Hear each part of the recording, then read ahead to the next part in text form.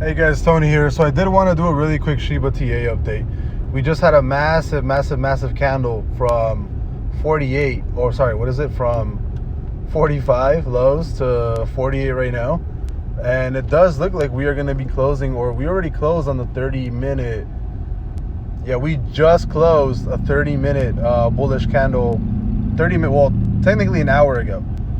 We're currently going to close another bullish candle on the reverse MACD down here, right? Why isn't it? There you go, down here.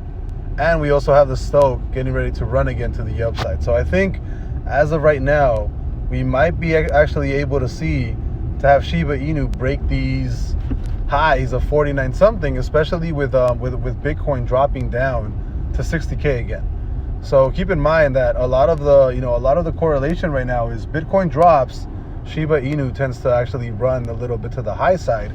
And also, if altcoins are dropping, Shiba Inu tends to run to the high side. It's basically playing out the same way that happened the last time that Doggy started running. Doggy would run, and everything else would kind of drop, right? So it's kind of it's very familiar with how the patterns are starting to play out. But I think right now, because we did close a bullish candle on the 30-minute, and we are on that second candle, and we are closing bullish, I am actually expecting this relative high of 49 microcents to get broken. Whoops, that's actually the wrong one. So 1 hour. The hour is definitely getting weaker too on the reverse MACD down here.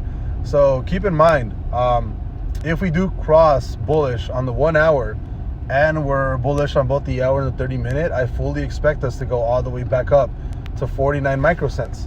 And the reverse MACD for the 4 hour is still, it wants to trigger bearish, right? So it wants to trigger bear and it wants to come down. But if the hour and the 30-minute beat it out by running to the upside, and for us to keep running up here, I fully expect us to beat out these brand new highs of 49.61 and possibly touch 50, if not higher.